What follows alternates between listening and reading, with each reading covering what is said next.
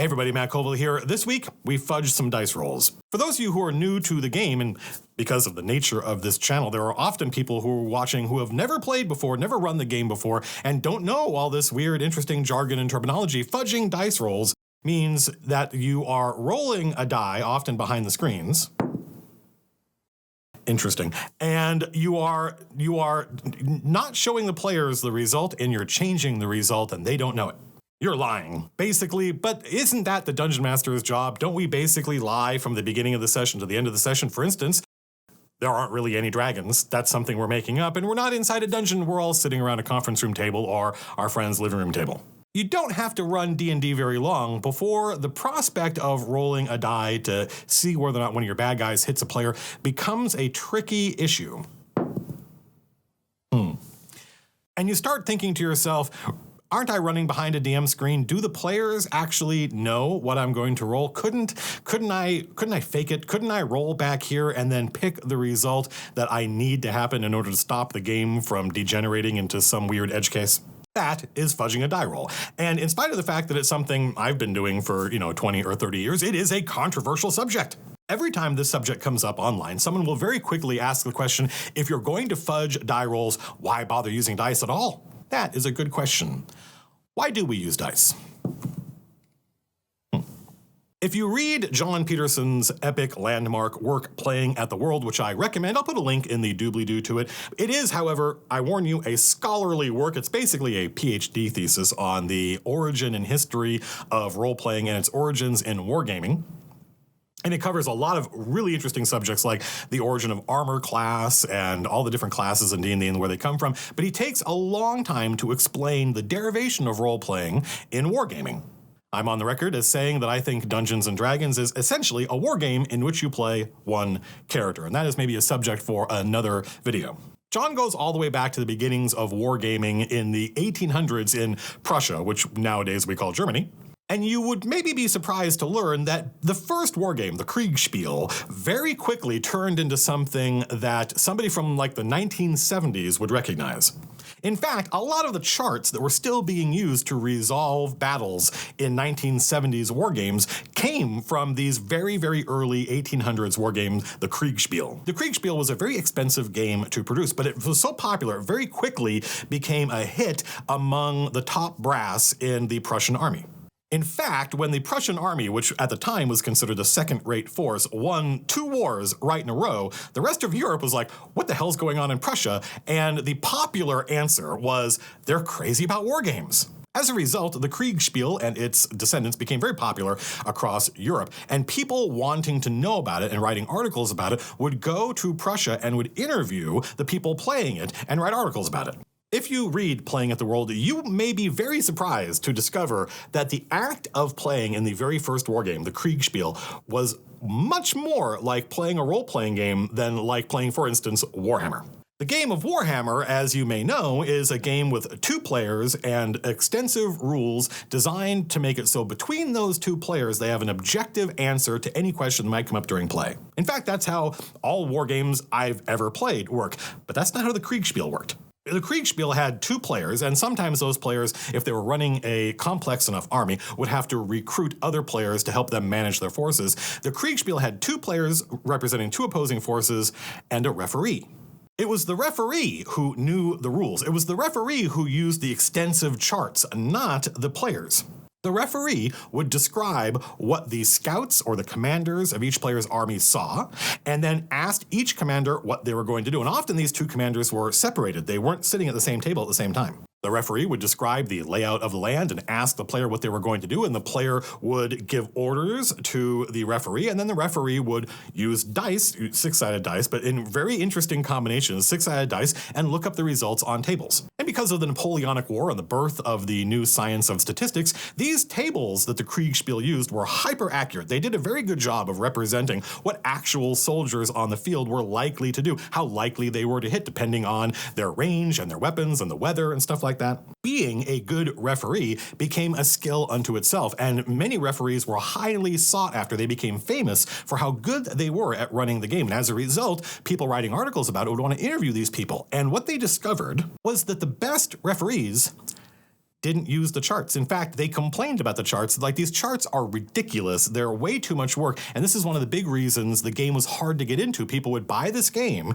they would look at these extensive, crazy rules and go, how do people play this? Well, it turned out they didn't. They didn't use the actual rules. The referee, these were people who were actual commanders in the military, had fought in wars, and they had a pretty good idea what the outcome of any situation would be based on the terrain, the scenario, and the commands that the different players were giving their soldiers. The referees would roll dice and appear to consult the tables, but because they were people who had fought in actual wars, they were not going to let any table of charts tell them what the outcome of a battle was going to be. And because they were experienced commanders, their answers to the players giving orders were pretty convincing. In other words, they were fudging the dice rolls.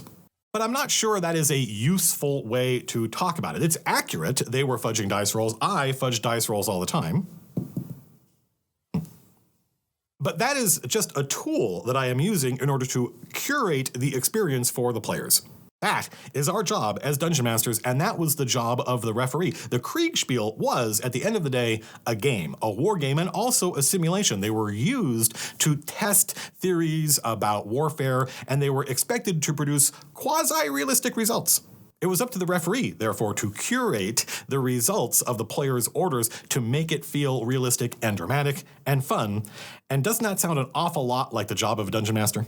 I've said this in another video, so this may seem like deja vu for some of you, but the purpose of fudging a die roll is to fix your mistakes, not the players. You design an encounter, and we'll do a video about that soon. You design an encounter or you build an adventure, and in each encounter you have some idea of the possible outcomes, including things like a route. You know, I'm somewhat notorious for throwing ridiculously overpowered encounters at my players with no real understanding of how they're going to get out of it, and in a situation like that, if things go bad, I'm not surprised. It's when things go bad in encounters that were supposed to be routine or otherwise non-threatening, just because of the die rolls, that I start to fudge dice, because that's a mistake I have made. I did not realize when I designed this encounter that a first level party was going to have a hard time fighting, for instance, 5 shadows. I have a friend of mine who I've played with many times who is famous for not even using a DM screen. He never fudges any die rolls, and perhaps coincidentally, his is the game in which the most TPKs I've ever experienced have happened. In fact, it's quasi-traditional for every campaign he runs to start with a TPK.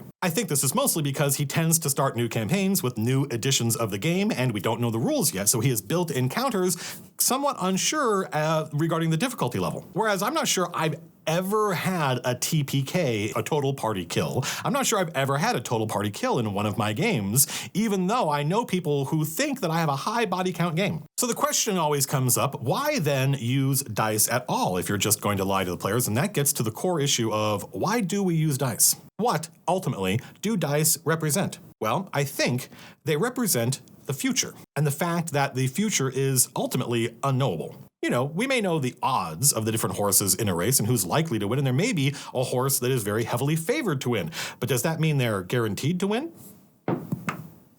No, because the future is uncertain. That's what the dice represent. But aren't we expected to know a little bit about the future? Don't we make plans? Don't we, as the Dungeon Master, have some idea of how hard an encounter is and the likely outcome? That's the central tension of the dice. The dice represent the future, which is ultimately unknowable, but at the same time, we do make plans. We do have highly developed ideas regarding what the likelihood is of the future happening, of a given encounter going one way or the other. We don't want to know exactly what's going to happen next. That seems unreasonable. So we roll dice to find out. I will consult the bones.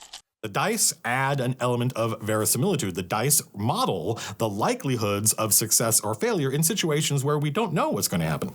The bones tell me nothing. And in fact, in your game, you will find there are many instances where you don't need to roll dice at all. That question, why use dice at all? Often we don't. A player says they want to leave the inn, and it's assumed that they're able to do so. No dice needed. The problem with dice is that they're random, and you expect the dice to produce random results. But because we're human beings, We're very bad at dealing with randomness. I remember Steve Jobs in a Apple Macworld opening monologue talking about a new feature added to iTunes. People were complaining, he said, that they'd put their iPod on shuffle and it would play that second song from the second side of that one U2 album and then immediately play the third song from the second side of that one U2 album. That's not random, people said, and Steve had to explain in front of God and everybody that in fact, that is random. That's what randomness means. Sometimes your die won't roll above a 7 all night. That's not your fault. That's not how you designed the encounter. You didn't design the encounter so that you'd roll 4 critical hits in a row, but that's random. If you go online, you'll see lots of people extolling the virtues of Dungeons & Dragons as a storytelling game, and this is something I very strongly disagree with, although I think that might be the subject for another video. And the main reason I disagree with that is because of the dice. We imagine, quite wrongly, that leaving the results of something up to the dice is the same as leaving it up to fate. But that's not true. Fate is a dramatic entity. Fate is an idea humans have invented. The dice are random. The dice don't care about fate. The dice don't care about drama. But you do. You're a dungeon master. It's your job to create drama. And because the dice are random, they can often create drama. Like that. But because they are dice, they are not required to create drama, and you will find in your travels as a dungeon master that the dice often do highly degenerate things. You might roll 4 or 5 or 6 20s in a row, and you don't have to roll 6 20s in a row in order for the players to have a really bad time. If you can't roll lower than a 17 in a given evening, your players are probably going to get smoked. And they may get smoked undramatically. They may get smoked anticlimactically in situations in which they were never supposed to be threatened in the first place. Not every die roll should be a life or death situation. Remember that a monster's life expectancy is measured in rounds. I think the average life expectancy of a given monster is probably on the order of 4 rounds, which means they may only get 4 die rolls before they die. And it's entirely possible that in that time they never hit or they never miss. I think I fudge die rolls about once per session, although I'm not sure. I've never kept track. It'd be an interesting exercise to start keeping track.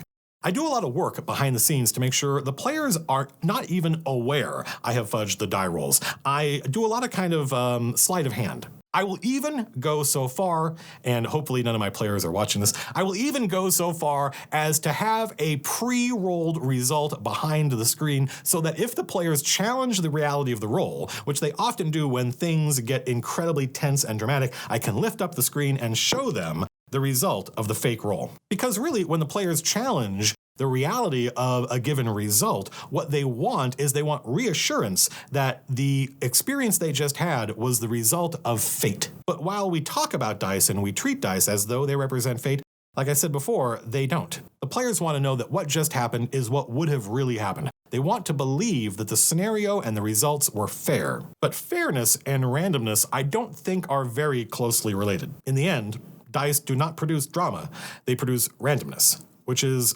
the opposite of drama. You are by no means required to fudge die rolls. The fact that I do it, it does not mean that you are expected to or that it's necessarily even a good idea. It's up to you to develop your own style. Your style may rely very heavily on the dice, or you might run a game that has very few instances in which the dice even come up. That's up to you. It's up to you to experiment, try different things, and figure out what your style is. What kind of game are you going to run? If somebody online tells you that fudging die rolls is lying or cheating, and that sounds reasonable and true to you, then for your game, it is true. But don't assume it must be true because you heard it online. It's true for some dungeon masters, it's not true for others. At the end of the session, if the players didn't have fun, you can't point to the folks you've seen online or the people who told you that you should run a game like this or run a game like that, or that this is cheating or that is lying, because you're the one sitting behind the DM screen, not them, not me. We use dice because we are not storytellers. We're dungeon masters running the game, and the dice represent the unknown future. We fudge dice because we are storytellers, and it's our responsibility to create drama. And we expect the players afterwards in the parking lot to tell the story of the game we just ran. That's it, folks. That's the fudging die rolls video, and because this is a controversial subject, and because we've done it the last 2 weeks, we will go online tomorrow night, 6 p.m. Pacific time on Twitch. I'll put a link in the doobly-doo, and we'll talk about this somewhat contentious subject. I thought the last Q&A we did, which is still archived on Twitch, you can watch it, was a lot of fun. This video, this studio, My life are brought to you by Strongholds and Followers. This is the forthcoming 5th edition supplement that gives you rules for building, towers and keeps and temples and establishments and attracting followers. You can pre-order the book right now online, and I think the PDF will be available soon, in some number of weeks. And then early next year, the physical product will come out. Pre-ordering Strongholds and Followers is the best way to support this content if you like it. We'll have other ways to support the content moving forward. Next video, let's continue the controversial subjects theme. Next video, we're going to kill a player character.